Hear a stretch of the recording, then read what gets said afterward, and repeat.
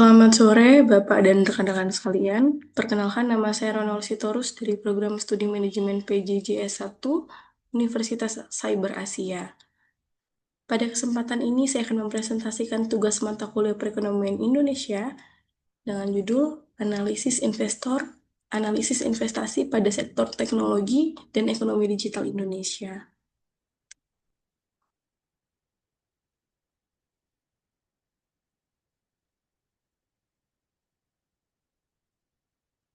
Mengapa saya memilih sektor teknologi? Saya memilih sektor teknologi karena merupakan sektor yang berkembang paling pesat dalam 5 tahun terakhir, dan dampaknya sangat luas. Hampir seluruh sektor usaha, mulai dari perdagangan, transportasi, perbankan, kesehatan, hingga pendidikan, kini memanfaatkan teknologi digital dalam proses bisnisnya. Selain itu, Indonesia adalah pasar digital terbesar di Asia Tenggara, sehingga mampu menarik investasi asing dalam jumlah besar.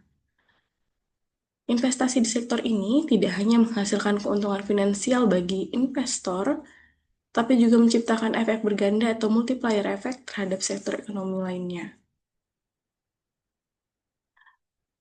Sebagai landasan analisis, saya menggunakan teori dari John Maynard Keynes yang menjelaskan bahwa investasi merupakan salah satu komponen utama pembentuk permintaan agregat, di mana ketika investasi meningkat, perusahaan memperluas kapasitas produksinya sehingga mampu meningkatkan output nasional, membuka lapangan kerja, serta mendorong pertumbuhan ekonomi. Kaitannya dengan Indonesia, investasi di sektor teknologi mempercepat transformasi digital di berbagai bidang. Misalnya, UMKM yang berjualan lewat marketplace, petani yang memakai aplikasi pertanian digital, masyarakat memakai pembayaran digital, hingga pemerintah yang memberi layanan berbasis elektronik. Jadi kesimpulannya, investasi di teknologi tidak hanya meningkatkan nilai perusahaan, tetapi juga meningkatkan efisiensi perekonomian nasional secara keseluruhan. Untuk gambaran umum sektornya, Indonesia merupakan ekonomi digital terbesar di Asia Tenggara dengan nilai ekonomi digital sekitar 99 miliar dolar AS pada tahun 2025. Pertumbuhan ini didorong oleh meningkatnya penggunaan internet, smartphone, pembayaran digital, dan layanan berbasis cloud. Ini menunjukkan bahwa perubahan perilaku masyarakat menjadi faktor utama pendorong investasi. Investor tidak hanya melihat jumlah penduduk Indonesia, tapi juga tingginya aktivitas digital masyarakat sehari-hari. Untuk melihat posisi Indonesia dibanding negara ASEAN lain, saya membandingkan nilai ekonomi digital tahun 2005. Indonesia berada di posisi teratas dengan 99 miliar dolar, diikuti Thailand di angka 56 miliar, lalu Vietnam dan Malaysia masing-masing sekitar 39 miliar dolar. Artinya, pasar digital Indonesia jauh lebih besar dibanding negara tetangga, dan inilah yang menjadi daya tarik utama bagi investor asing. Selain besarnya pasar, ada beberapa faktor lain yang membuat investor tertarik. Stabilitas pertumbuhan ekonomi Indonesia, bonus demografi, peningkatan kelas menengah, penetrasi internet yang tinggi, perkembangan kecerdasan buatan atau AI, serta dukungan kebijakan pemerintah.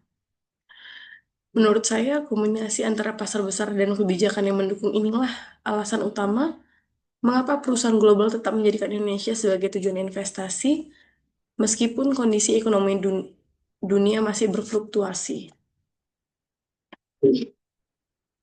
Pemerintah juga berperan aktif lewat berbagai kebijakan seperti Making Indonesia 4.0, Tax Holiday untuk sektor digital, kemudahan perizinan lewat OSS berbasis risiko, dan Undang-Undang Perlindungan Data Pribadi. Kebijakan-kebijakan ini terbukti meningkatkan kemudahan berusaha.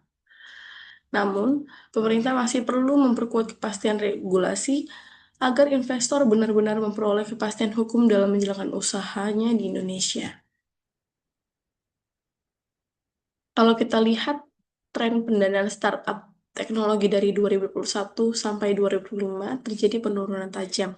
Dari 6,9 miliar dolar di tahun 2021 menjadi hanya 0,21 miliar dolar di 2025 atau turun sekitar 97%. Tapi menurut saya, ini bukan berarti sektor teknologi mengalami kemunduran. Sebaliknya, investor mulai beralih dari strategi growth at all cost menuju investasi yang lebih selektif, yang lebih memperhatikan profitabilitas dan tata kelola perusahaan.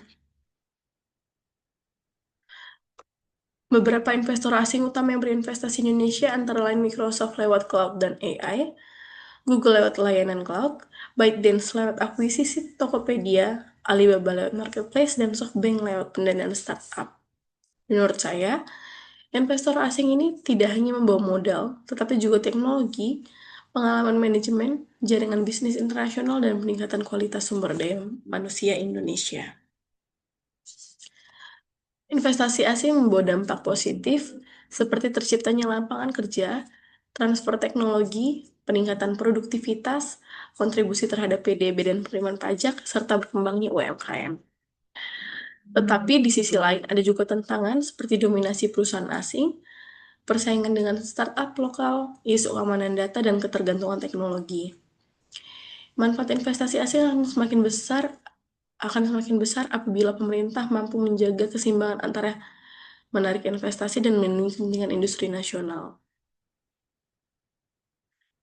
Untuk merangkum peluang dan tantangan ke depan, saya menggunakan analisis SWOT sederhana, di mana kekuatannya adalah pasar yang besar, kelemahannya adalah sumber daya manusia digital yang masih terbatas, peluangnya ada pada perkembangan AI, data center, dan cloud computing, sedangkan ancamannya adalah serangan cyber, perang dagang, dan ketidakpastian ekonomi global.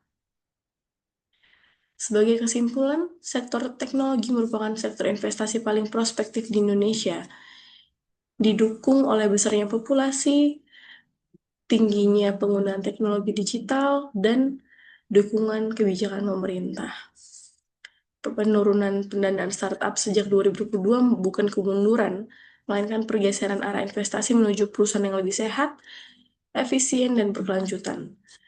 Investasi asing membawa lebih dari sekedar modal, juga transfer teknologi, peningkatan kualitas SDM, dan percepatan transformasi digital nasional. Kedepan, keberhasilan Indonesia mempertahankan daya tarik investasi akan sangat bergantung pada kepastian hukum, keamanan data, kualitas talenta digital, serta pemerataan infrastruktur ke seluruh wilayah Indonesia.